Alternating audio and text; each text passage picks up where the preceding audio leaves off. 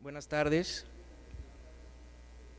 En nombre de la doctora Patricia Galeana le damos la más cordial bienvenida a todos ustedes a su curso Historia Constitucional, Constitución de 1857. En esta ocasión contamos con la participación del distinguido doctor Daniel Márquez Gómez. El doctor Márquez es licenciado, maestro y doctor en Derecho por la Facultad de Derecho de la Universidad Nacional Autónoma de México. También es licenciado en Filosofía por la Facultad de Filosofía y Letras de la misma Casa de Estudios. En la actualidad es investigador en el Instituto de Investigaciones Jurídicas de la UNAM y también defensor adjunto en la Defensoría de los Derechos Universitarios de la UNAM. Es miembro de la Asociación Iberoamericana de Derecho Administrativo, Capítulo México, y del Instituto Nacional de Administración Pública.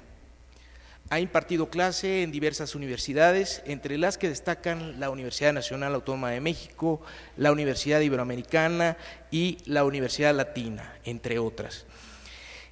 Ha colaborado como autor en artículos, capítulos en libros colectivos y en revistas especializadas. Algunas de sus publicaciones son Los procedimientos administrativos materialmente jurisdiccionales como medios de control de la administración pública, también Función jurídica de control de la administración pública, control interno y externo, y la Constitución de 1857, libertad e institucionalidad.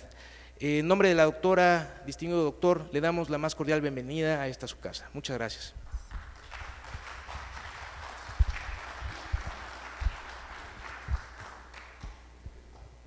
Muy buenas tardes. Estoy muy agradecido por su cálida bienvenida. Los voy a cansar un poco, vamos a analizar una serie de eventos y de hechos que tienen trascendencia jurídico-política para nuestro país, pero sobre todo vamos a problematizar un poco estas visiones que se han gestado del Constituyente 56-57 y esta idea que hay en varios trabajos histórico-jurídicos relacionados con la posible inoperancia de esa Constitución, atendiendo a los eventos en los cuales estuvo inserta. Tengo unas diapositivas, si gustan irlas siguiendo, creo que nos va a ayudar un poco para ir dándole contexto a las reflexiones. Y bueno, el primer contexto para mí pues es precisamente proceso de antecedentes, en donde para entender por qué nuestro país decide transitar de ser una colonia a llevar una vida independiente, a veces nosotros partimos sustantivamente desde la comprensión histórica y desde los eventos de 1810 en adelante, pero también es trascendente que veamos que hay una serie de personajes como don Pedro Pablo Abarca de Bolea, don Francisco Antonio Moñino y Manuel Godoy, que ya están previendo entre los siglos XVIII y XIX la posibilidad de que se geste una guerra de independencia. Después podemos ver una serie de factores, tanto internos como externos, que impactan de alguna manera en lo que va a ser la lucha de independencia. Yo ahí quiero ser cauteloso porque en muchas ocasiones cuando se trata de dar una delimitación exhaustiva de qué es lo que provoca la independencia en nuestro país, pues evidentemente que hay tantas posiciones y tantas visiones como autores podamos consultar. Pero pienso que estas que están aquí plasmadas pueden ser estructurales y nos pueden dar una panorámica para entenderlo. Por ejemplo, el desenvolvimiento material e institucional de la Nueva España, este papel tan fuerte que está jugando la cultura criolla, que se está desarrollando, la lectura que se hace de libros de autores como Rousseau, como Montesquieu, por ejemplo, las tertulias, estos espacios en donde se toma té, café, se comen bizcochos y se hacen comentarios relacionados con el tema, ¿sí? Esta tensión que se gesta entre novohispanos y peninsulares, que va a ser parte también de la problemática, esta preferencia, esta prelación que se tenía en los cargos gubernativos, eclesiásticos y militares de alto nivel hacia peninsulares, y el relegamiento de los criollos, los españoles nacidos en México, a ciertas tareas menores o a curatos menores. Errores económicos, por ejemplo, que se gestan en la metrópoli respecto a la colonia. Uno de ellos es el monopolio del azogue, por ejemplo, para el beneficio de la plata y cosas de ese estilo. Las desigualdades sociales, recuerden ustedes que en la Nueva España había una infinitud de castas y había una problemática para que estas castas pudieran relacionarse entre sí. Había no solamente peninsulares, criollos, indígenas, mestizos, también había una gran cantidad de afrodescendientes y con clasificaciones que hoy en día nos pueden parecer ofensivas, como cambujos, altapatrás, etcétera, etcétera. ¿Sí? Y por supuesto, está siempre el papel que ha jugado en la historia de nuestro país la Iglesia Católica y sus problemáticas. La Iglesia Católica, hay que aceptarlo, en diversas ocasiones en la historia del país ha sido un factor que ha privilegiado el poder temporal por encima de la relación espiritual. Y esto evidentemente que ha generado tensiones significativas en el país. Ahora, hay otros factores que son externos y que también tienen trascendencia significativa. Uno de ellos es la difusión de las ideas revolucionarias, vamos a verlo más adelante, pero a manera de contexto podemos decir que se están gestando las dos grandes guerras del siglo XVIII. Está presente ni más ni menos que la famosa Guerra de Independencia norteamericana de 1776 y va a estar presente posteriormente la Revolución Francesa de 1789. Estos dos elementos con todo el bagaje filosófico político que hay detrás, la gran transformación filosófica que el siglo XVI proyecta en alguna medida hacia la Ilustración en el siglo XVII y por otra parte el cómo esa proyección filosófica va a gestar una filosofía política en autores como John Locke, como Montesquieu y como Rousseau, que va a tener un impacto de trascendencia en la formación política de las ideas de quienes desde esos países en un momento histórico y después en nuestro país van a sentar las bases de las transformaciones político-sociales que vamos a advertir. Y por supuesto hay un tema de influencia política que se gesta en los criollos y que tiene que ver básicamente con esta conciencia de su identidad y la necesidad de ya no expresarse como españoles, sino expresarse como mexicanos. Entonces, a mí me interesa para el contexto de las garantías individuales las ideas de Jean-Jacques Rousseau, ¿sí? Destaco básicamente el contrato social. Y aquí hay una serie de frases que explicarían el porqué del impacto de la filosofía de este pensador en las ideas independentistas mexicanas. La primera, pues esta decantación de la libertad fuerte, expresando que el hombre nace libre, pero en todos lados está encadenado. Y esto nos debe llevar a una reflexión seria. ¿Qué es lo que veía de ser humano libre, de ser humano ubicado socialmente a partir de una idea de libertad, pero por otra parte cómo el absolutismo monárquico tendía a apresar, a machacar, a encadenar a ese ser humano. Por eso destaca adelante que renunciar a su libertad, la libertad del hombre, es renunciar a su condición de hombre, a los derechos de la humanidad y aún a sus deberes. ¿Sí? Encontrar una forma de asociación, esta es la solución que él encuentra para proteger la libertad, que defienda y proteja con la fuerza común la persona y los bienes de cada asociado, y por la cual cada uno, uniéndose a todos, no obedezca sino a sí mismo y permanezca tan libre como antes. Tal es el problema fundamental, dice Rousseau, cuya solución da el contrato social. Nosotros estamos insertos en el paradigma contractualista, y estar insertos en ese paradigma es entender de alguna forma que hay un momento en que se transita de otras explicaciones, las explicaciones divinas, a las explicaciones político-sociales, y que ese tránsito involucra necesariamente una comprensión del ser humano en un nivel, ¿sí?, no solo ontológico, sino también metafísico, y ese nivel metafísico lo da precisamente la idea de libertad. Esta es la parte que a mí me parece importante.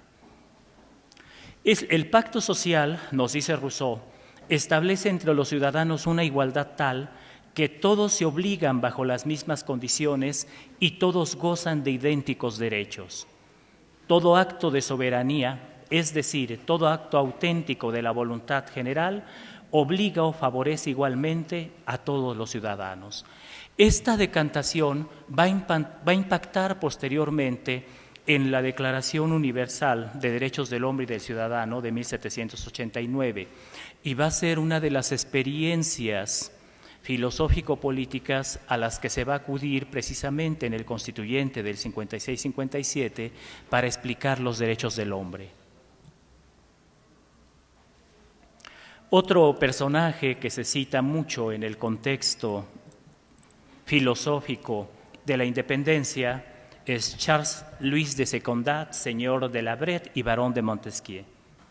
En el espíritu de las leyes proyecta esta doctrina de la división de poderes que en algún sentido va a impactar en el constitucionalismo mexicano a lo largo de nuestra historia.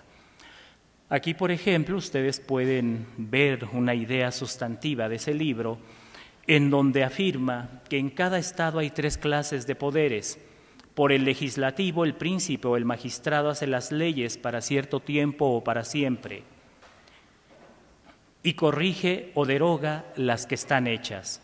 Por el ejecutivo hace la paz o la guerra, envía o recibe embajadores, establece la seguridad y previene las invasiones, y por el judicial castiga los crímenes o decide las contiendas de los particulares. Estas ideas filosóficas, tanto las de Rousseau como las de Montesquieu, van a ser fuertemente citadas por quienes participan en el Constituyente del 56-57. Otra influencia también significativa van a ser una serie de movimientos políticos relacionados con la independencia que, hay que decirlo, tenemos rebeliones desde 1500 y fracción, desde el siglo XVI, sí, pero hay algunas que por sus características tienen impacto más significativo. Por ejemplo, en los años de 1537, 1609, 1664 y 1666 hay diversas rebeliones de afrodescendientes en el país. No debemos olvidar que los afrodescendientes llegan al país en la condición de esclavos, ¿sí? Llegan por esta generosidad que la encomienda en algún sentido genera hacia los indígenas, hacia los naturales de lo que en ese tiempo se conocía como la Nueva España. Y desde ese punto de vista, pues si la condición de nuestros indígenas era lamentable, pues tenemos que entender que la condición de los afrodescendientes era lamentabilísima. Y esto evidentemente que gesta una serie de movimientos de corte político que llevan a esta serie de reflexiones. En 1742 también hay un grupo de criollos mexicanos que solicitan la colaboración del gobernador de Nueva Inglaterra para obtener la independencia. En 1766 el marqués de Aubaret solicita ayuda para la independencia ante la Corte de Londres. Francisco de Mendiola lleva una carta al monarca británico pidiendo armas y municiones para armar un ejército de 40,000 hombres a cambio de 2 millones de pesos que enviaría a Jamaica. Aaron Burr, ex vicepresidente de los Estados Unidos, contrata mercenarios para impulsar la independencia de México, pero la expedición la detiene el presidente Jefferson antes de que llegue a nuestro país.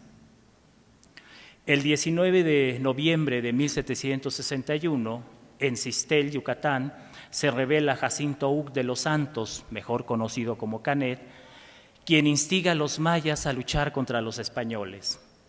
Y en 1794 se acusa a Juan Durray y a Juan Guerrero de incitar a la independencia.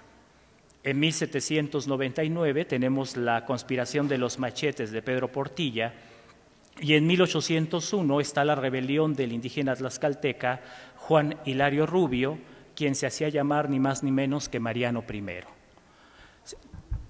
Si se dan cuenta, el gobierno con el que contaba la Nueva España ya había gestado una serie de tensiones. Esas tensiones se expresaban de una u otra forma a través de estos movimientos que intentaban, en alguna medida, distanciarse de lo que era el gobierno de la Nueva España.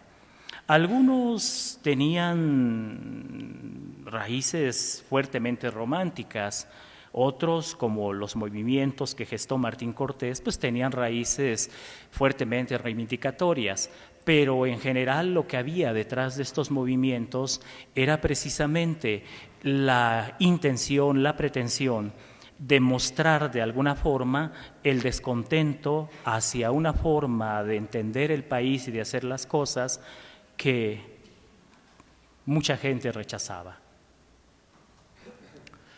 Luego tenemos el tema de las dos grandes guerras independentistas de 1776 y 1789.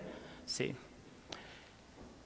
No es mi intención hacer la narración de eventos que llevan a estos dos movimientos, pero sí es en alguna medida una idea el que ustedes vean cómo impactan desde el punto de vista de la dimensión jurídica. Por ejemplo, en los Estados Unidos gestan una declaración del 4 de julio de 1776 en donde destacan que todos los hombres son creados iguales, que son dotados por su creador de ciertos derechos inalienables, que entre esos derechos están la vida, la libertad y la búsqueda de la felicidad, y que para garantizar esos derechos se instituyen entre los hombres los gobiernos. ¿Por qué me interesa que veamos esta idea? Me interesa por dos cosas que posiblemente ustedes han advertido en el constitucionalismo mexicano. En principio, esta idea de que la exposición que yo tengo que darles a ustedes debe ser de garantías individuales. Cuando el título primero de la Constitución de 1857 habla de los derechos del hombre, ¿de dónde viene esta idea de garantías y qué implica? Eso es lo primero. Y lo segundo, por una cuestión sustantiva. Las ideas filosóficas que hemos estado analizando de manera muy limitada ponen en evidencia algo que posiblemente ustedes, con la experiencia que poseen, ya conozcan, que la construcción institucional es un proceso que primero se gesta como una idea en el pensamiento de alguien, esa idea enciende como chispa una pradera en otras personas, en otros individuos, y una vez que hace ese gran incendio, se transforma en una gran pauta de acción, se transforma en un mecanismo a partir del cual los seres humanos se sienten obligados a realizar transformaciones político-económicas, sociales o culturales de todo tipo. Y eso es lo trascendente, sí. Como ejemplo, en 1787 se generan las 10 primeras enmiendas que van a impactar en este Bill of Rights y después se ratifican el 15 de diciembre de 1791 y a mí me interesa nada más la primera, que dice que el Congreso no hará ley alguna por la que se adopte una religión como oficial del Estado o se prohíba practicarla libremente, o que coarte la libertad de palabra o de imprenta, o el derecho del pueblo para reunirse pacíficamente y para pedir al gobierno la reparación de agravios. Ya había un intento en estos revolucionarios de romper algo que estaba presente en el absolutismo monárquico, que fue fundamentado en alguna medida por Bodino en los 6 libros de la República, que fue una gestación muy peligrosa que se da a partir de la famosa querella de las investiduras, que es un procedimiento que en alguna medida sobrevive después de las invasiones bárbaras a Roma en el siglo IV. O sea, ya hay un contexto evolutivo a partir del cual se puede decir que empieza a fracturarse el poder de la Iglesia, pero aquí es donde ya hay la fuerza político-social para romper de alguna forma con ese poder. En la Declaración de los Derechos del Hombre y del Ciudadano de 26 de agosto de 1789, pues aparece de manera muy clara en el preámbulo esta idea de que los representantes del pueblo francés constituidos en la Asamblea Nacional, considerando que la ignorancia, el olvido, el menosprecio de los derechos del hombre son las únicas causas de las calamidades públicas y de la corrupción de los gobiernos, han resuelto exponer en una declaración solemne los derechos naturales, inalienables y sagrados del hombre, a fin de que esta declaración, constantemente presente para todos los miembros del cuerpo social, les recuerde sin cesar sus derechos y deberes. Si se dan cuenta, ya hay una idea clara de lo que son los derechos. Ya se recogen ideas que se fueron gestando desde el siglo XVI, sobre todo en la Escuela del Derecho de Gentes, ya se recogen mecanismos que Grocio y Pumbedefort ya habían en alguna medida analizado, ¿sí? El Betius y otros más, y la parte importante es que estos derechos hacen la función que antes hacía el derecho divino, o sea, son herramientas que permiten contrastar la acción del gobierno, porque como se dice aquí, la finalidad es que los actos del poder legislativo y del poder ejecutivo, al poder cotejarse a cada instante con la finalidad de toda institución política, sean más respetados y para que las relaciones de los ciudadanos en adelante fundadas en principios simples e indiscutibles redunden siempre en beneficio del mantenimiento de la Constitución y de la felicidad de todos. ¿Qué tendrían en mente estos grandes hombres que impulsan estas transformaciones político-jurídicas? Posiblemente los grandes debates teológicos que se gestan desde el siglo IV, que se van proyectando en alguna medida todo el espacio en donde el poder espiritual ejerce a su vez el poder temporal, y también, por supuesto, este momento en donde se recupera el humanismo a partir de la Ilustración, del Renacimiento, que va a impactar significativamente en la Ilustración. O sea, esas 3 grandes cesuras históricas, Edad Media, Renacimiento e Ilustración, son los que se expresan precisamente en estas palabras de esta declaración. Y así el artículo 1 dice que los hombres nacen y permanecen libres e iguales en derechos, que las distinciones sociales deben fundarse en la utilidad común y que la finalidad de la asociación política es la conservación de los derechos naturales e imprescriptibles del hombre, y que esos derechos son la libertad, la propiedad, la seguridad y la resistencia a la opresión.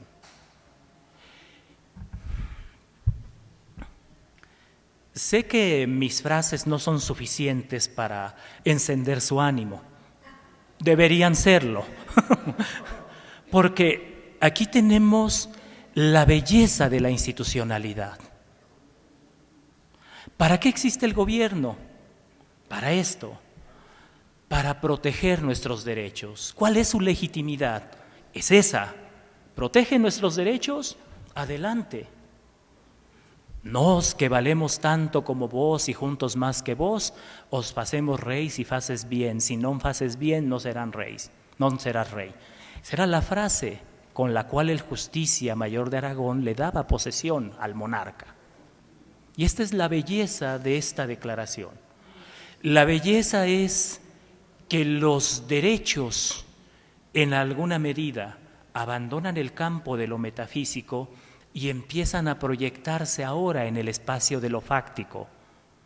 Y son esos derechos los que a partir de ahora orientarán la evaluación que harán los ciudadanos sobre la legitimidad de sus instituciones políticas.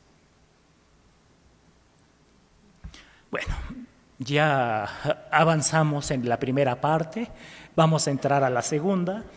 Una serie de eventos relevantes del periodo 1821 a 1857, que también creo que sirven de buen contexto para después llegar al análisis de los derechos del hombre o de las garantías individuales en la Constitución del 57.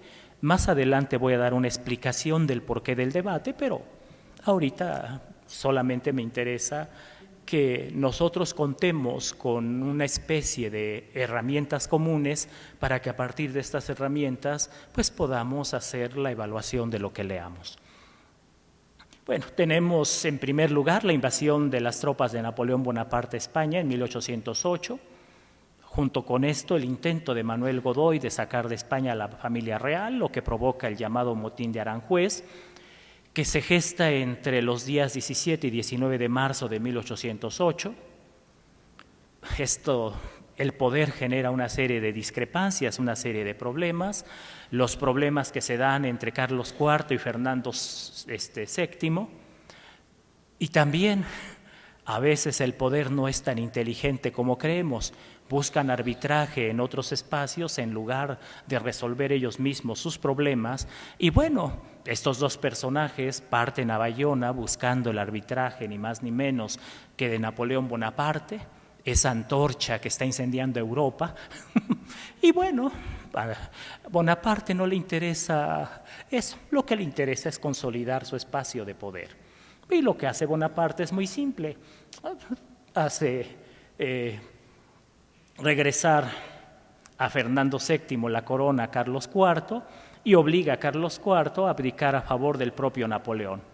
Luego se la entrega al tristemente Pepe Botella, José Bonaparte, ¿sí? Y bueno, esto a su vez incendia España, provoca que se generen muchas juntas revolucionarias y el pueblo español se alza en contra de los franceses a partir del 2 de mayo de 1808. Esto se vuelve de trascendencia porque en la Nueva España estos eventos van a impactar a partir del 9 de agosto de 1808, cuando el Ayuntamiento de México, en donde participan ni más ni menos que Francisco Azcárate y Francisco Primo Verdadí Ramos, gesten la famosa tesis de la soberanía. Esta idea de que dado que el monarca no es libre, ha abdicado a su cargo, nosotros, el pueblo, recobramos la soberanía y por lo tanto nosotros tenemos el derecho a. Y eso es muy importante, porque eso ya nos está mostrando de alguna forma cómo un grupo de criollos ilustrados están entendiendo los eventos políticos, pero también cómo ellos a su vez ya son partícipes de una identidad política. Sí, o sea, para entenderlo quizás tendría yo que argumentar lo siguiente. Solamente se puede ser libre en un sentido filosófico cuando sabemos perfectamente bien, y perdonen que use la palabra perfectamente bien porque tendría que justificarlo, sí, quiénes somos. Quizás un gran problema que tenemos, por ejemplo, si me permiten venir al México actual, es ese, que los mexicanos de este momento hemos perdido nuestra identidad. Y al perder nuestra identidad, pues está sucediendo lo que sucede en nuestro país y que tanto nos impacta. Ya no somos los herederos de esta gran revolución del 17, ya no somos estos grandes nacionalistas revolucionarios. Tello Macías y Cordera Campos escriben un libro en la década de los 80 que se llama México, la disputa por la nación, en donde hacen una reflexión sobre estos dos modelos que están en tensión en ese momento histórico, el modelo nacional revolucionario por una parte y por la otra parte el modelo liberal o neoliberal, como le han llamado. Y bueno, sabemos que de esa tensión ganó el modelo neoliberal, pero muchos de nosotros no nos sentimos así. Al menos yo, que soy de la prehistoria, nací en 1962, me eduqué en instituciones que son estrictamente nacionalistas, pues sí, yo veo un poco problemático el contexto en el que me encuentro. Pero bueno, esto nada más para entender que una vez que el Ayuntamiento de México enarbola la tesis de la soberanía y se dice que como pueblo ya son ellos depositarios de esa soberanía, pues desde ese momento podemos entender que ya hay una identidad nacional, por lo que no debe ya después causarnos asombro que suceda lo que sucedió. Bueno, si se dan cuenta, incluso tienen un intento de convocar un Congreso Nacional, hay una rebelión de un señor llamado Gabriel del Yermo, aprende a los que estaban a favor de esta tesis de la soberanía nacional y sus familias. El virrey Iturrigaray, que en ese tiempo gobernaba, pues era uno de los personajes, de los peones de Manuel Godoy, pues lo embarcan de regreso a España y le entregan el gobierno a un tal Calleja que hace cosas bastante duras. Sí. Bueno, esto evidentemente precipita diversos acontecimientos. Uno de estos es la Guerra de Independencia. No voy a detenerme ahí porque pues recientemente fuimos al Zócalo algunos, otros no fuimos, gritamos y dijimos vivas a este movimiento, lo que implica que para algunos mexicanos todavía tiene vigencia.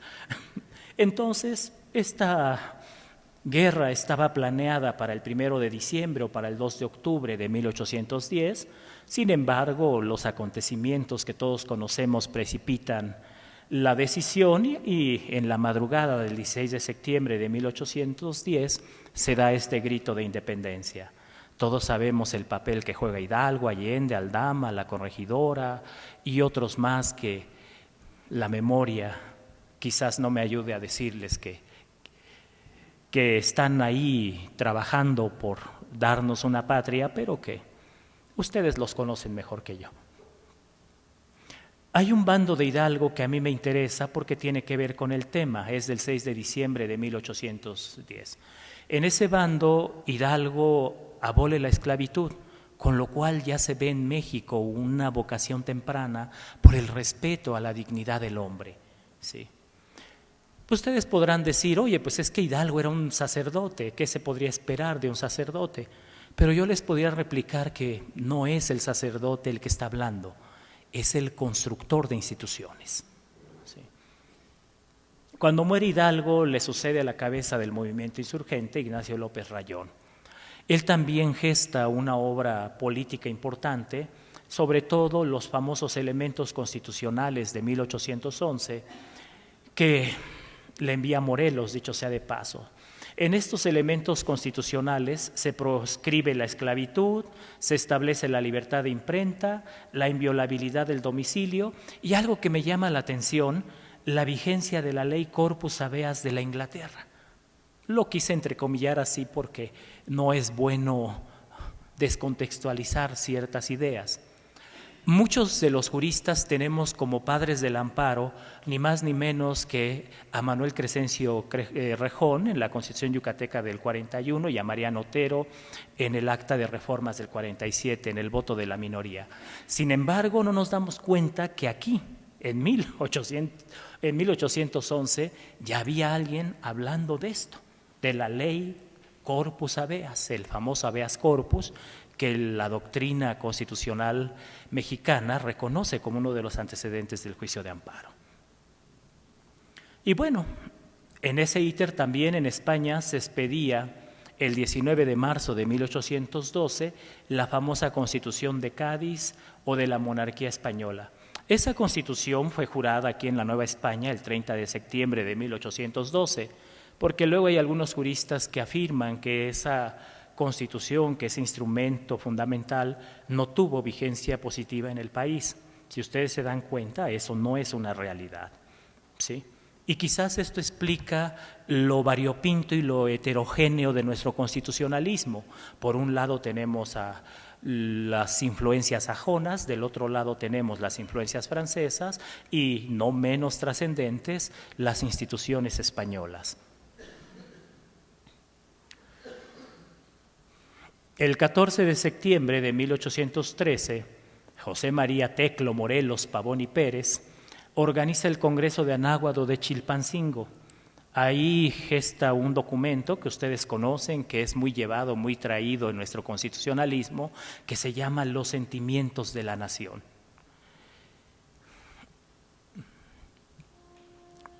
¿Por qué sigo sin encenderlos? Es algo que me preocupa. Sentimientos, emociones, ¿sí? Esto que proyectamos de alguna forma. Esto también va a estar presente como una herramienta, ¿sí?, que van a tomar en consideración para generar la Constitución de Apaxingán de 22 de octubre de 1814. Esa Constitución también proscribe la esclavitud, destaca la igualdad de todos los americanos, prohíbe la tortura y, para que le dé envidia a Hacienda, para que vean que sí se puede arreglar el tema hacendario de manera simple, establece un impuesto único del 5% a las ganancias. No necesitaba códigos fiscales, límite inferior, límite superior, ni ahora deduces esto, aquello, lo otro. Impuesto único. Todo lo que gane, 5%, y ahí le dejamos. Qué interesante, ¿no? Lástima que ustedes conocen el fin trágico del proceso. Bueno, está el Decreto Constitucional para la Libertad de la América Mexicana de Apatzingán de 22 de octubre de 1814, el Plan de Independencia de la América Septentrional o Plan de Iguala, que se gesta entre Vicente Guerrero y Agustín de Iturbide, ya le cambié el apellido a este santo varón, de 24 de febrero de 1821, y los Tratados de Córdoba.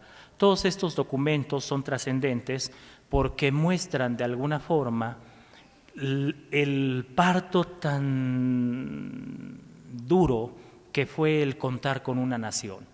Fue un parto que quizás es muy simple decirlo ante un auditorio como ustedes, pero posiblemente quienes lo vivieron, sí, imagínense estar a caballo, cuántas jornadas, saber que te van pisando los talones, un ejército, ¿sí? O sea, es algo tremendo. El 27 de septiembre de 1821, 11 años después de 1810,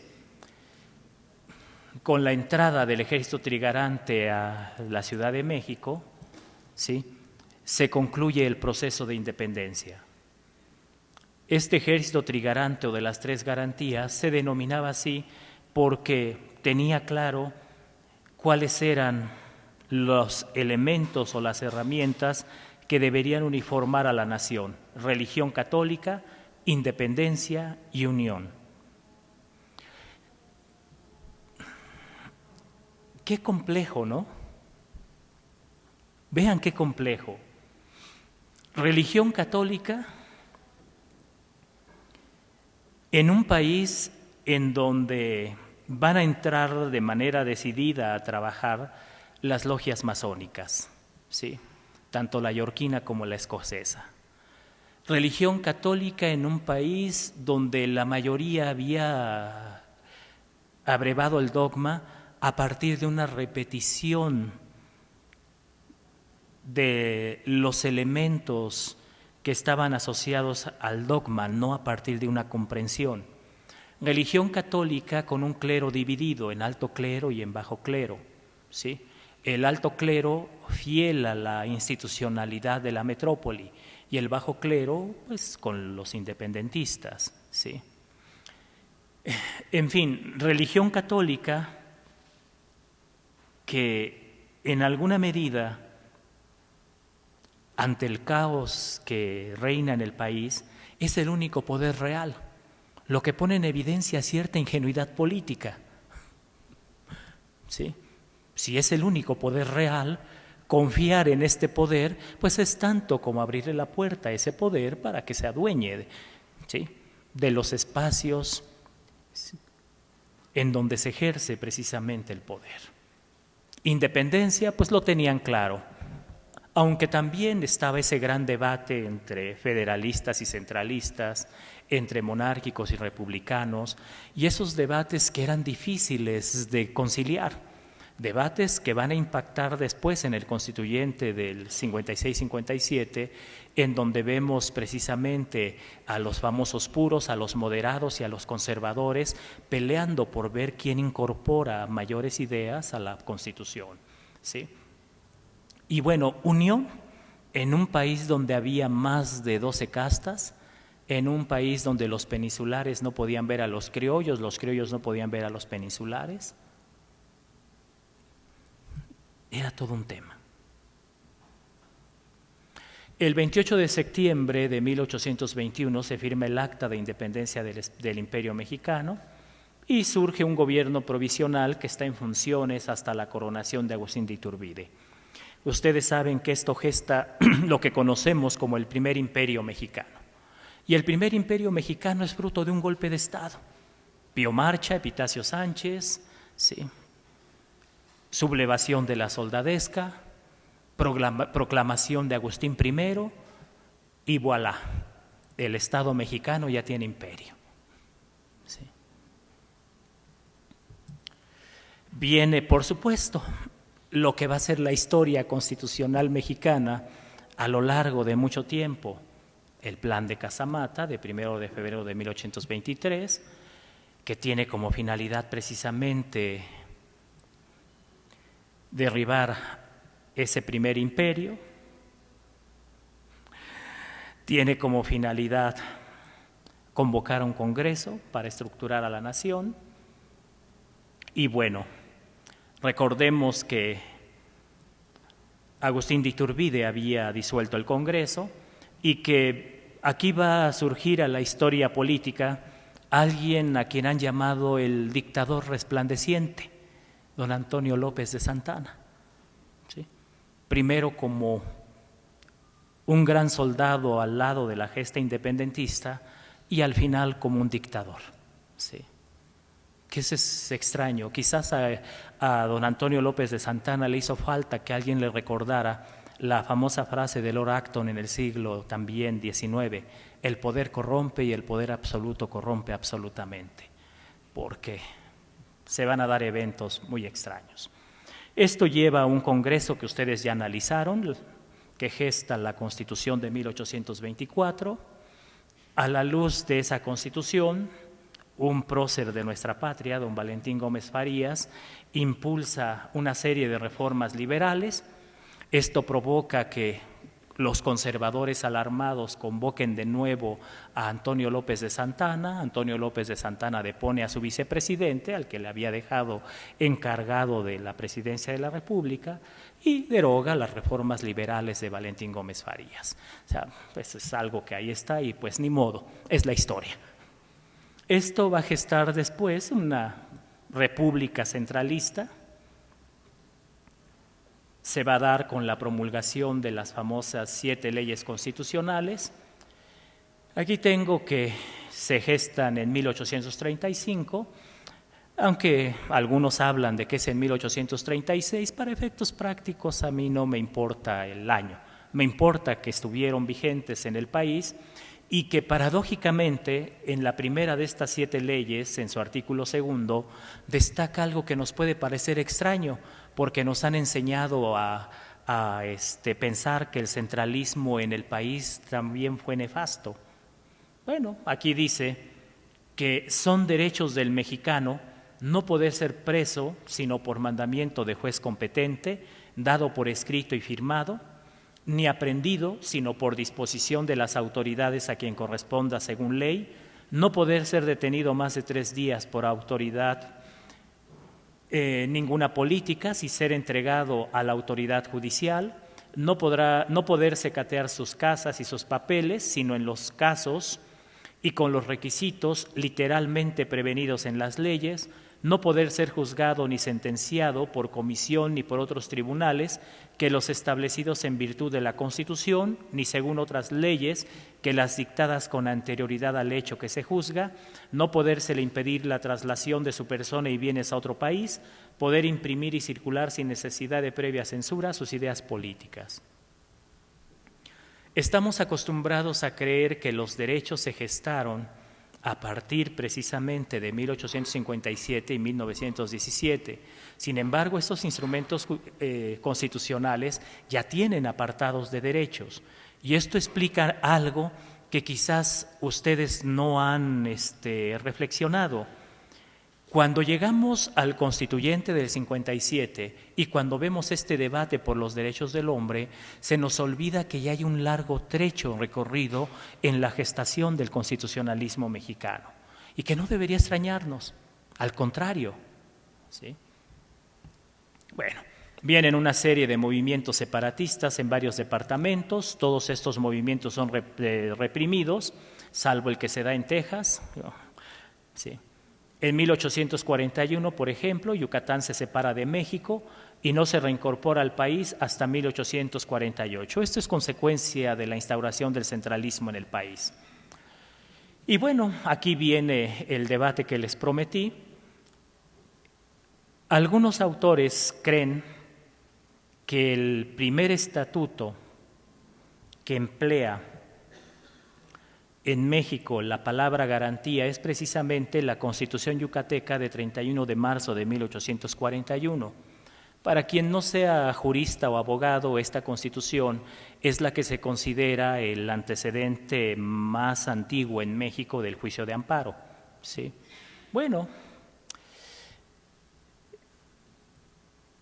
el señor Ignacio Burgoa, un gran constitucionalista de nuestro país, fallecido hace ya algunos años, decía que la palabra garantía proviene del anglosajón warranty, que significa la acción de asegurar, proteger, defender o salvaguardar. Aquí debo decirles con mucha tristeza que la palabra garantía nosotros la tomamos más bien del francés garant, sí, y que es una frase que estaba contenida ni más ni menos que en el artículo 16 de la Declaración de los Derechos del Hombre y del Ciudadano de 1789. Ahí decía que el pueblo que no estableciera la garantía de los derechos y la división de poderes carecía de constitución. Esto va a ser muy importante porque esto explica el porqué del título de esta exposición ante ustedes. ¿Por qué las garantías individuales en la Constitución de 1857? Había un debate filosófico relacionado con los derechos humanos. Se entendía cuáles eran esos derechos humanos, pero también, paralelamente a esto, se sabía perfectamente bien que cuando se establecía en las constituciones una serie de herramientas para hacer efectivos esos derechos humanos, todos ellos se llamaban garantías. Vamos a ver cómo al debatir los artículos asociados a la parte dogmática de la Constitución en el Constituyente de 1856-57, se hace mucho énfasis en la idea de garantía y no solamente en la dimensión individual, sino también en la dimensión social. Eso es muy importante. Bueno, Texas declara su independencia en 1836, tenemos la Guerra del Álamo, la derrota de nuestro amigo don Antonio López de Santana y la firma de los tratados de Velasco. Ahí no hay nada de qué enorgullecernos, desafortunadamente. Y bueno, en 1845 Texas se integra a la Unión Americana. Hay una serie de tensiones entre México y Estados Unidos, lo que va a llevar precisamente a que un cuerpo del ejército norteamericano cruce la frontera, a que haya un intercambio de tiros, y es el pretexto que requería Paul para iniciar la invasión. Y bueno, pues vemos con tristeza ondear la bandera norteamericana en el Zócalo en ese momento de nuestra historia. Sí. Esto lleva a problemas de administración y en plena guerra se dicta un documento que son las bases orgánicas de 13 de junio de 1843 que establecía en su artículo 9 derechos como la proscripción de la esclavitud, la libertad de opinión, la prohibición de escribir sobre el dogma religioso y la vida privada y la detención solo por mandato de autoridad, etc. Luego también viene el Acta Constitutiva y de Reformas de 21 de mayo de 1847, de la cual José Joaquín Herrera destacaba que consagra derechos e instituciones eminentemente liberales y del todo nuevos en nuestro derecho político. Y aquí también es muy importante que analicemos esta idea. Muchos de nosotros creemos que el liberalismo se gesta precisamente con el movimiento de reforma y lo que se da después. No, es una idea que viene transitando desde Gómez Farías y que va en algún sentido plantándose en la mente de quienes van a hacer la historia en nuestro país, al grado que cuando llega a estos grandes hombres de la Reforma, pues ya es una idea que ha germinado, que ha generado frutos. Los poderes supremos, dice este hombre, Joaquín Herrera, no son los rivales de los estados, representantes legítimos de estos y encargados de los más importantes objetivos de la vida social, de la independencia de la nación, de su defensa exterior, de su tranquilidad doméstica, de las garantías de sus ciudadanos. Sin el apoyo y la obediencia de todos, imposible sería que cumpliesen con tan graves encargos, aún en la situación más favorable que supusiera. Sí. Y aquí viene algo que quizás a ustedes les esté llamando la atención, ¿sí? Encargados de las garantías de los ciudadanos. Estamos hablando precisamente de 1847, un país con mucha turbulencia, pero también personas considerando necesario ocuparse precisamente de velar por los derechos de los ciudadanos. Y quizás yo debo de hacer una aclaración previa, porque ahora ustedes van a decir que el ingenuo soy yo. El hecho de que estos documentos constitucionales los esté yo citando como referentes no significa que no entienda yo que hay una distancia o existía una distancia superlativa entre el país jurídico-político y el país real. Lo entiendo muy bien. Sé que los derechos difícilmente estuvieron vigentes. Sé que teníamos un pueblo con elevados índices de analfabetismo, con una gran cantidad de pobres, con una concentración insultante de riqueza. Lo tengo muy presente. Sin embargo, sí es de trascendencia que nos ubiquemos el cómo construir instituciones es algo complejo. Y esto tiene que ver con una crítica que le hace Emilio Rabasa a la Constitución del 57, esta crítica de que se ocupó solo de abstracciones, de ideales. Yo no estoy muy seguro de eso. Yo más bien creo que Rabasa tenía ese sesgo de su latido porfirista y como parte de ese sesgo desdibuja de alguna forma la obra del constituyente del 56-57. Sí. Está el artículo 5, para asegurar los derechos del hombre que la Constitución reconoce, una ley fijará las garantías de libertad, seguridad, propiedad e igualdad de que gozan todos los habitantes de la República y establecerá los medios de hacerlas efectivas. El artículo 25 de esa acta decía: los tribunales de la Federación ampararán a cualquier habitante de la República en el ejercicio y conservación de los derechos que le conceden esta Constitución y las leyes constitucionales contra todo ataque de los poderes legislativo y ejecutivo, ya de la Federación, ya de los estados, limitándose dichos tribunales a impartir su protección en el caso particular sobre el que verse el proceso, sin hacer ni declaración general respecto de la ley o del acto que la motivare. En 2011, el 10 de junio de 2011, para ser más preciso, modificamos nuestra Constitución, su artículo primero y otros más, para plasmar ahí la idea de derechos humanos y superamos la vieja idea de garantías individuales. Yo tengo una duda ya, les confieso que yo era de los que pensaban que esa reforma había sido de avanzada porque había hecho una distinción entre lo que eran los derechos humanos propiamente dicho, como derechos públicos subjetivos, y las garantías, las herramientas procesales para hacerlos efectivos.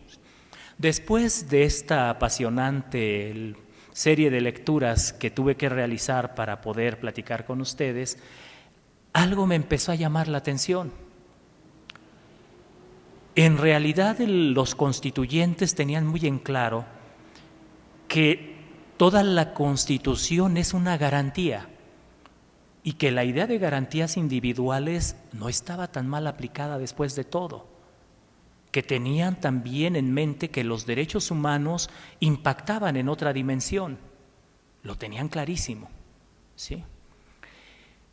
Sí había en los derechos humanos evidentemente una dimensión que es institucional, pero había o hay, para no cerrar, en los derechos humanos, desde el punto de vista de sus interacciones éticas, dimensiones que nada tienen que ver con el derecho y que están relacionadas con lo que cada individuo es en términos de esto que se ha llamado la dignidad, el derecho a tener derechos. Es un poco un tema ético-filosófico, pero no deja de ser interesante. Con esto lo que quiero decir es que posiblemente el título primero de la Constitución de 1917 no estaba tan errado como mucha gente pensaba.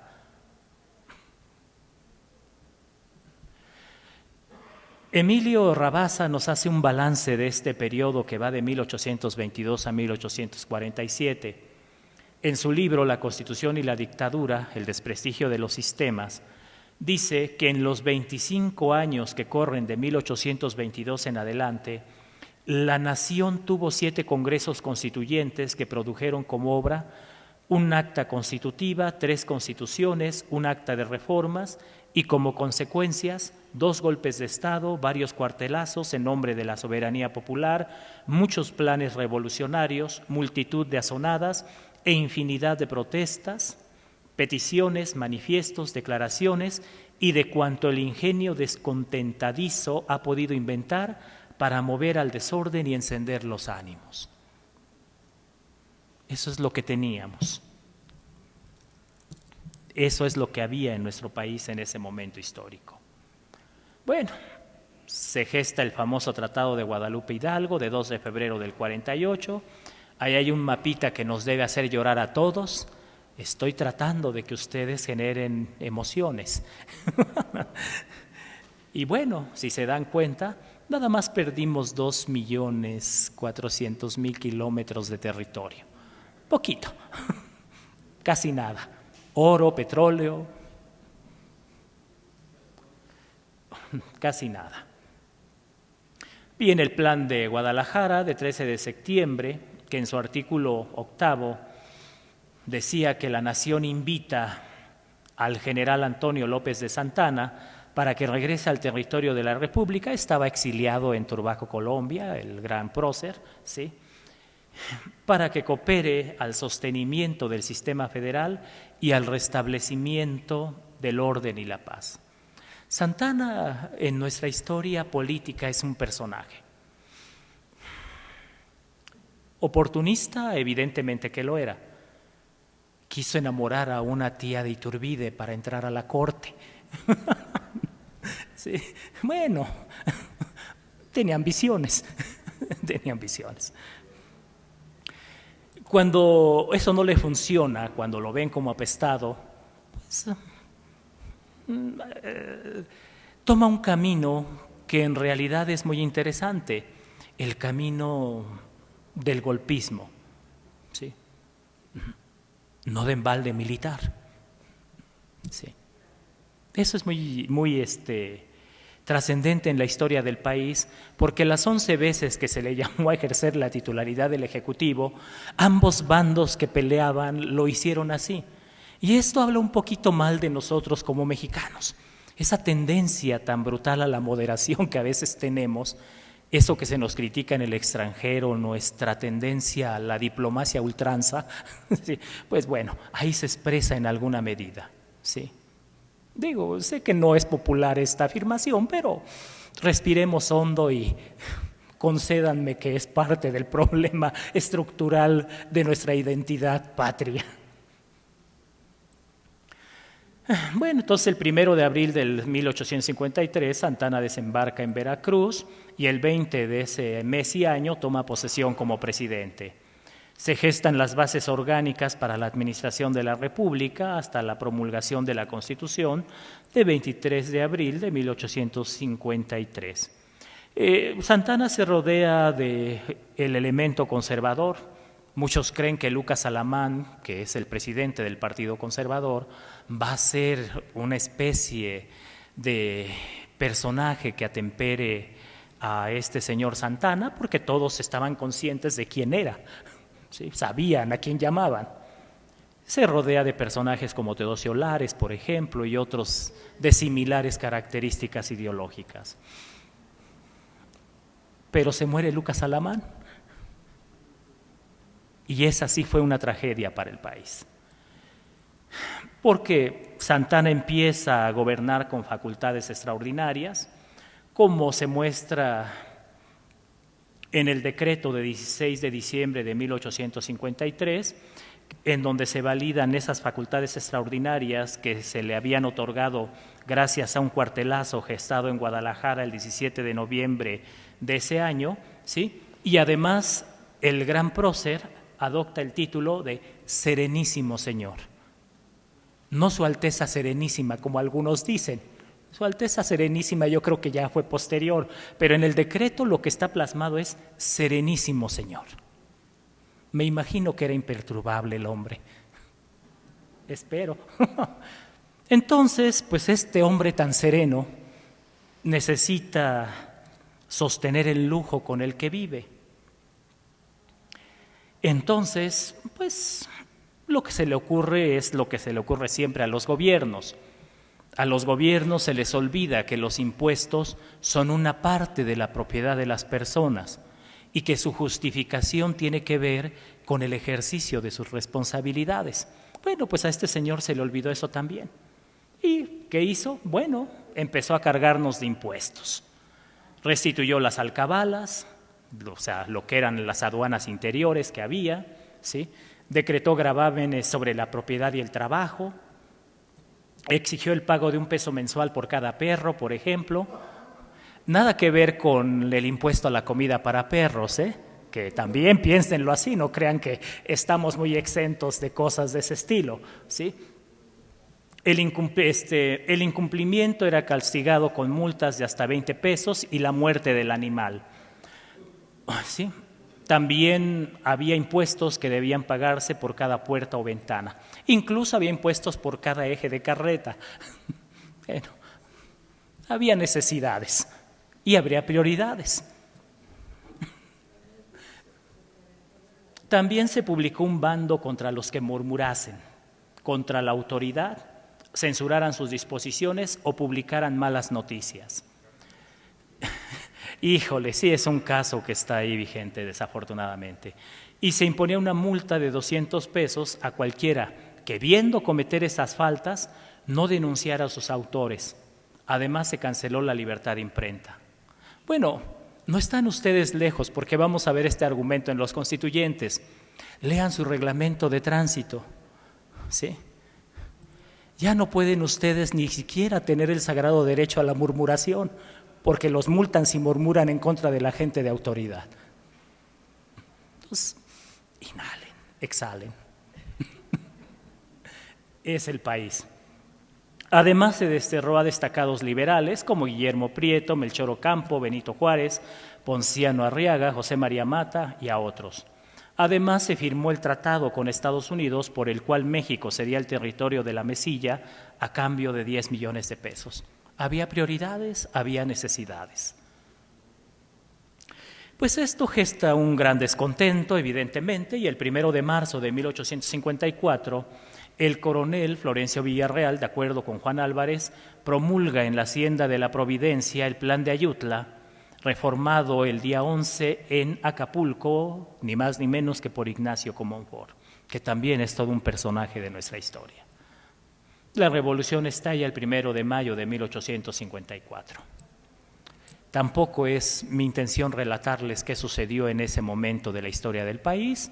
Lo único que debo decirles es que esta revolución triunfó y hay una anécdota muy interesante de Benito Juárez. Benito Juárez estaba exiliado en Nueva Orleans.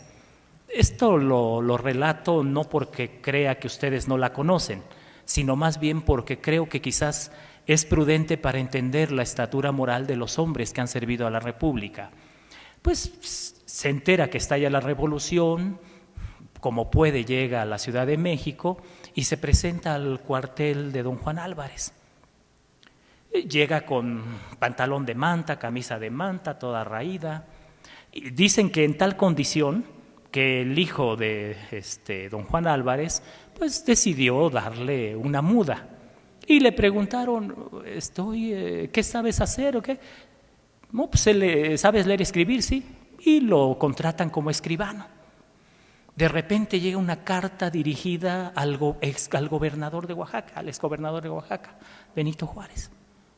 ¿Y cuál es la sorpresa de todos cuando se enteran que el escribano que tenían ahí era ni más ni menos que ese personaje? Esa es la estatura de los hombres que sirven a las instituciones. Sí. Por eso, don Paulino Machorro nos puede decir que el punto de partida del estudio sociológico de la Constitución Política Mexicana, expedida el 5 de febrero de 1857, está situado forzosamente dentro del fenómeno histórico de la Revolución de Ayutla. ¿Qué sucede en ese momento histórico? Un grupo de personas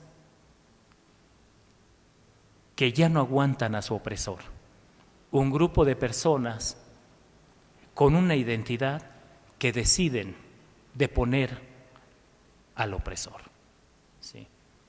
Y bueno, un grupo de personas que se prueba en la lucha, ¿sí? Y un grupo de personas que evidentemente tiene que gestar un proyecto de nación. Y en este sentido hay que coincidir con Daniel Cosío Villegas, sobre todo el análisis que hace de las críticas que realizan Justo Sierra y Rabasa a la Constitución del 57. La Constitución del 57 no es ese documento abstracto, teórico, no es esa importación de doctrinas exóticas, es el fruto de una vivencia, de una experiencia, la experiencia del destierro de los liberales que en Estados Unidos ven esas instituciones, ¿sí? Y la experiencia también de la opresión que viven en su propio territorio, ¿sí? Bueno, en el plan de Ayutla de 1 de marzo del 54 podemos leer estas líneas. Considerando que la permanencia de don Antonio López de Santana en el poder es un amago constante para las libertades públicas, puesto que con el mayor escándalo bajo su gobierno se han hollado las garantías individuales que se respetan aún en los países menos civilizados, que los mexicanos tan celosos de su libertad se hallan en el peligro inminente de ser subyugados por la fuerza de un poder absoluto ejercido por el hombre a quien tan generosa como deplorablemente se confiaron los destinos de la patria, que la nación no puede continuar por más tiempo sin constituirse de un modo estable y duradero, ni dependiendo su existencia política de la voluntad caprichosa de un solo hombre, que las instituciones republicanas son las únicas que convienen al país con exclusión absoluta de cualquier otro sistema de gobierno, y bueno, cesan en ejercicio de sus funciones bueno, en el ejercicio del poder público, don Antonio López de Santana y los demás funcionarios que con él hayan desmerecido la confianza de los pueblos o se opusieren al plan. Y también se habla en el artículo 5 de convocar al Congreso Extraordinario, y lo firma Florencio Villarreal. Luego este plan se reforma en Acapulco, ¿sí? Y bueno, eso, aquí ya firman Juan Álvarez, Nicolás Bravo y Tomás Moreno. Y se lo remiten a Florencio Villarreal. Antonio López de Santana aprendió de alguien el tema de los plebiscitos. No, más bien alguien aprendió de Antonio López de Santana. Entonces convocó un plebiscito para que la población decidiera si debía continuar al frente de la presidencia. Ese plebiscito se realiza el 1 de diciembre de 1854. 435,000 almas decidieron que querían seguir siendo torturados por don Antonio López de Santana, y solo 4,075 de seguro estos revoltosos liberales dijeron que no. ¿Sí? Sin embargo, Santana se da cuenta que avanza la revolución de Ayutla y bueno, el 9 de agosto abandona la capital y se embarca en Veracruz el 18 de agosto y bueno, ustedes ya saben lo que sucedió. Viene el tema del contexto filosófico de la Constitución del 57, bueno, ahí tienen uno de los que influyeron en su contenido, Thomas Jefferson, ni más ni menos que autor de la Declaración de Independencia de los Estados Unidos de 1776, junto con Benjamin Franklin y otros más. Su formación fue de matemáticas, metafísica y filosofía con William Small, quien lo introdujo a escritos de los empiristas ingleses como Locke, Bacon. Yo no sé por qué ponemos aquí a Bacon como empirista, pero bueno, Bacon tiene de empirista lo que yo tengo de chino, pero bueno, es el fundador ni más ni menos que del método científico, en ese sentido se podría considerar empirista. Isaac Newton, pues filósofo, matemático, bueno, infinidad de cosas. Si sus principia matemática se pueden ver desde una dimensión, sí se pueden ver desde la dimensión empirista. Emilio Rabasa en La Constitución y la Dictadura también sostiene que de las discusiones y de la biografía del constituyente, las influencias que él advierte son Arriaga, que cita a Jefferson, a Story, a Tocqueville, pero hay otros que citan a Voltaire, a Rousseau, a Bentham, a Locke, a Montesquieu, a Montalembert, a Constant y a Lamartine. ¿Sí? Viene el 16 de junio de 1857, se presenta el proyecto de Constitución elaborado por Ponciano Arriaga, León Guzmán, Mariano Yáñez, José María Castillo, José María del Castillo Velasco, José María Mota y Pedro Escudero y Echanove. No le hagan caso a los dos José María Castillo porque es el mismo personaje. El 5 de febrero de 1857 se promulga la nueva Constitución mexicana. Hay un Congreso integrado por 155 diputados constituyentes. Esta Constitución queda integrada por 8 títulos y 120 artículos, garantiza los derechos del hombre y la soberanía nacional. Contiene la división de poderes en ejecutivo, legislativo y judicial. Se habla de un poder legislativo que se constituía por una sola Cámara, la de diputados, un poder judicial integrado por la Suprema Corte de Justicia, los tribunales de circuito y de distrito. También se destaca la obligación de los estados de adoptar el régimen republicano, representativo y popular, suprime las alcabalas y las aduanas interiores. Los integrantes de la comisión redactora, bueno, ahí están Ponciano Arriaga, que es un liberal, Joaquín Cardoso, que es liberal, José María Cortés Esparza, que es moderado, Pedro Escudero y Echanove, moderado, León Guzmán, ¿sí?, que es liberal, José María Mata, liberal, Isidoro Olvera, liberal. Esta composición de la comisión redactora, que se puede también rastrear en la propia Constitución, es muy interesante porque nos muestra las tensiones políticas que existía entre el Partido del Progreso, el Partido del Retroceso y los moderados. ¿Sí?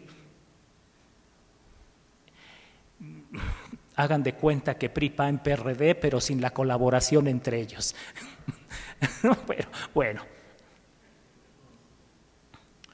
Según Emilio Rabasa, nada más que este es el hijo, el capítulo de los derechos humanos fue tomado de la Declaración Francesa de los Derechos del Hombre y del Ciudadano, del Bill of Rights norteamericano, algo de la Constitución de Cádiz y lo disperso de la Constitución de 1824.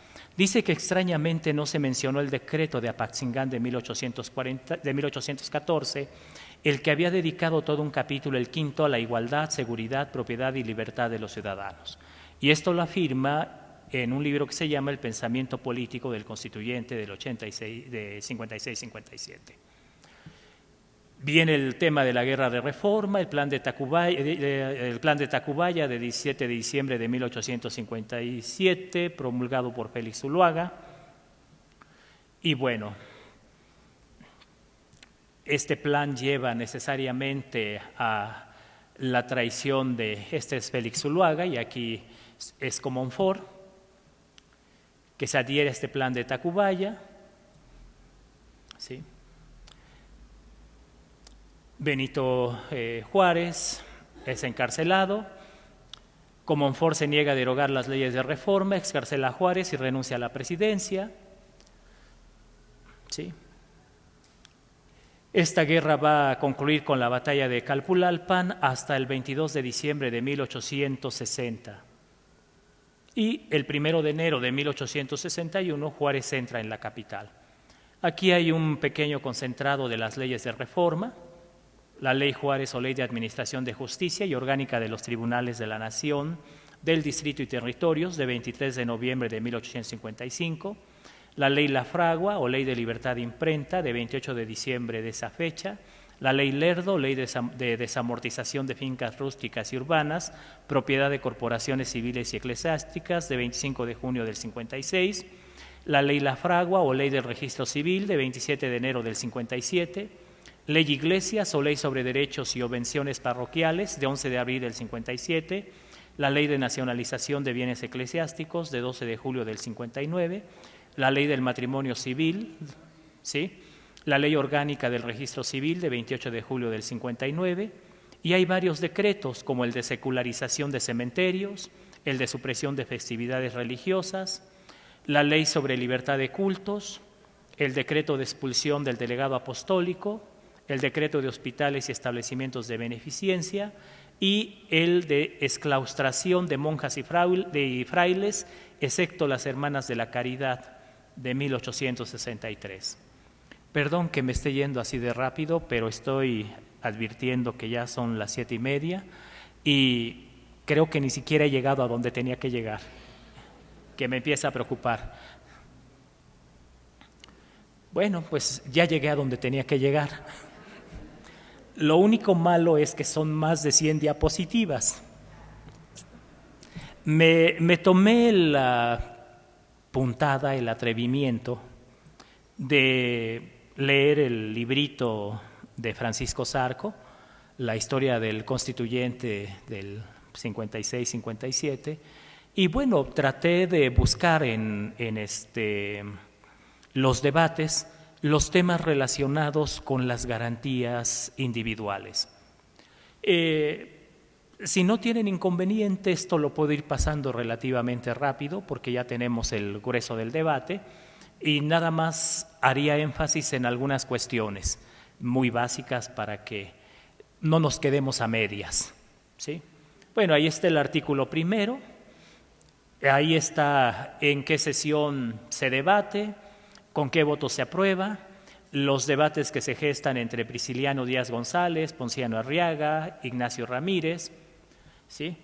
Como, por ejemplo, hay una idea ya de la presencia del derecho público y el derecho constitucional en el ámbito político mexicano, como hay una idea de que todas las autoridades deben defender las garantías, ¿sí?, y cómo ya se hace alusión a los llamados sociales, derechos sociales, por ejemplo, de la mujer, aunque don Ignacio Ramírez aclara que no quiere darles libertad, pero que pues, tienen derechos también.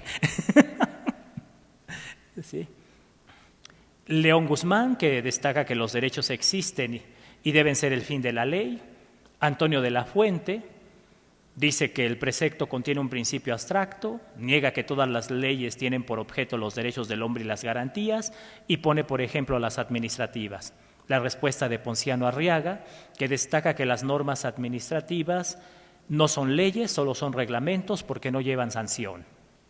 Ignacio Ramírez, que dice que los derechos no nacen de la ley, son anteriores a toda ley y el hombre nace con ellos. El derecho a la vida, el de la seguridad, existen por sí mismos. León Guzmán, que destaca que no hay una sola ley que no tenga por base y objeto el mantenimiento de los derechos que concede la Constitución. Mariano Torres Aranda, que dice que como la Constitución tiene por objeto asegurar los derechos del hombre, es menester que comience hablando de ellos.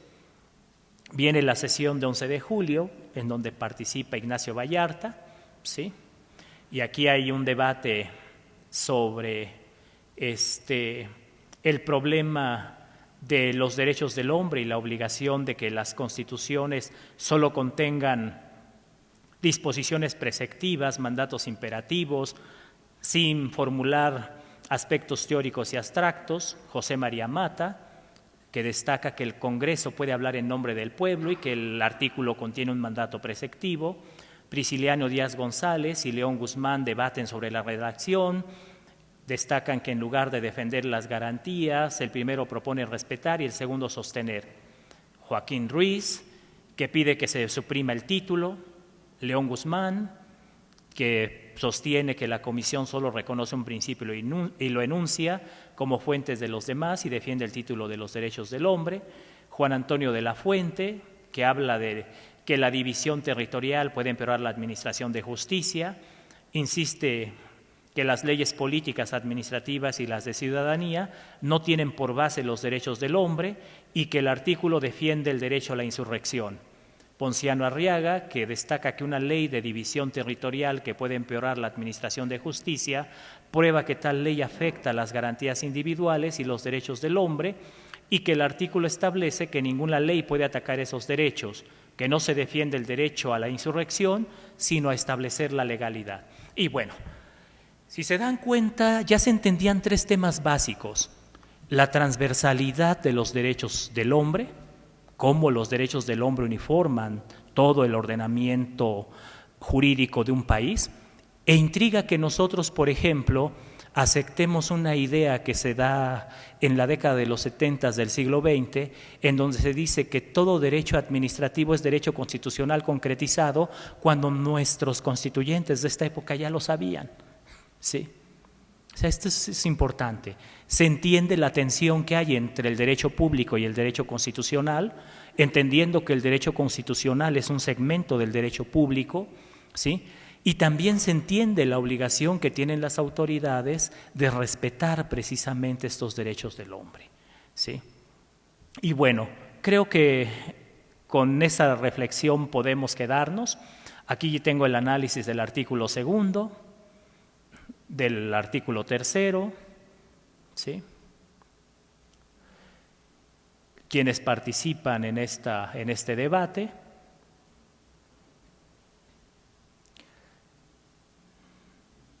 Todo lo que está vinculado al tema, el artículo 4, ¿sí? En qué sesión se aprueba, con qué votos, quiénes participan.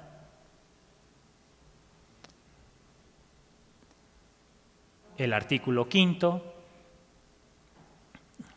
quiénes participan en el debate, qué es lo que se cita.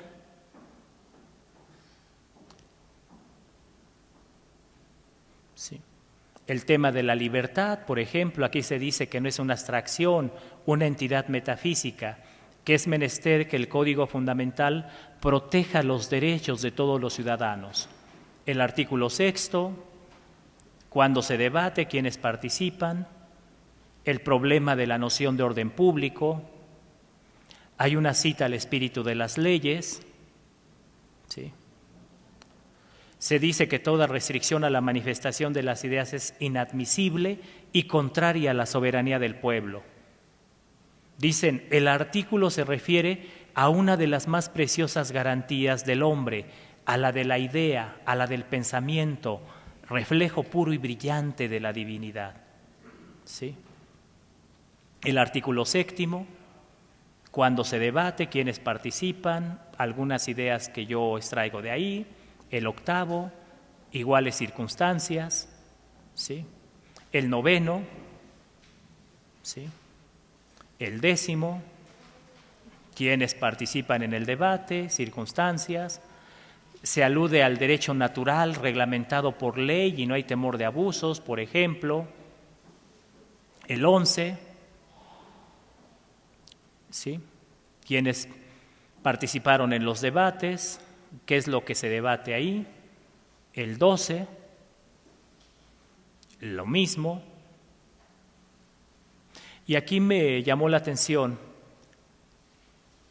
el derecho que se da al pueblo les parece demasiado poco y otros le creen demasiado extenso. El artículo 13, ¿sí?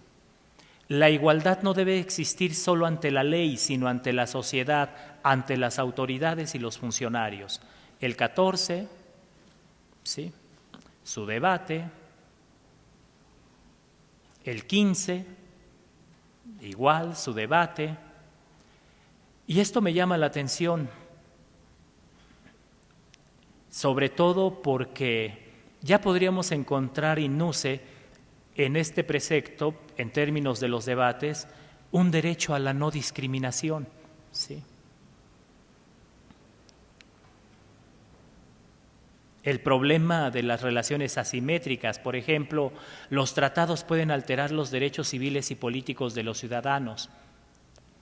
Por eso se establece esta idea de que no podrán celebrarse tratado y convenios en virtud de cuyas estipulaciones se puedan alterar las garantías y derechos. ¿Sí? Está el 16, también su debate. Afianzar la seguridad individual y ponerla a cubierto de todo atropellamiento. La crítica que nos hacen a nosotros, los jueces y los abogados, que también es muy interesante. El defecto del reglamentarismo, ¿sí? La afirmación de cendejas, el 17, y me voy a ir brincando algunos para que llegue al 29, que es el que me interesa, para cerrar este debate, y una vez que lo tenga, pues poder dar respuesta a las preguntas que ustedes formulen. Y aquí vienen, 21, por ejemplo, en el 21 me llama la atención el debate que se suscitó por el juicio por jurados, que se instaura en el país hasta 1869. Hoy en día debatimos el tema de la oralidad a partir de la reforma penal de 2008, olvidando esa experiencia histórica. ¿Sí? El artículo 23, no creían que tenía las 179 diapositivas, ¿verdad? El 24, el 25, el 26, el 27, el 28 y el 29, que es precisamente sobre el tema de la supresión de garantías. En este debate, por ejemplo, se dice que los gobiernos pueden exagerar los peligros. Sarko recuerda cómo varios ejecutivos en el país habían gobernado con facultades extraordinarias y destaca que se salva la vida, pero otras preciosas garantías como la propiedad, la libertad de prensa, la división de poderes, no sufrir pena sin previa sentencia, están ausentes. Mata sostiene que pueden suspenderse algunas garantías, pero nunca se pueden subvertir los principios constitucionales. Se destaca que por el bien general la sociedad debe sacrificar el interés particular y que el artículo no se refiere a garantías individuales, sino a todas las garantías otorgadas en la Constitución, la división de poderes, el modo de decretar impuestos, expedición de leyes, existencia de tribunales, la independencia de los estados, la responsabilidad de servidores públicos. Y esta es la parte interesante del debate. Al final, toda la Constitución se veía como una garantía. Sé que para los puros de la doctrina esto no va a ser agradable, pero sí es prudente que esta forma de entender o de mirar a la Constitución se pueda volver a debatir en el país. ¿Sí? ¿Por qué? Si la Constitución es un pacto jurídico-político que establece los mínimos de libertad, es el fundamento de la institucionalidad de una sociedad, ¿sí? Pues evidentemente que toda esa institucionalidad en su apartado dogmático y su apartado orgánico es una garantía para quienes desde la asociación política le apostamos a la vigencia de la libertad. ¿Sí? Y eso es lo que yo quisiera rescatar de este documento. ¿Sí? Aquí hay cosas que ya no me interesan y voilà, terminamos. Una disculpa.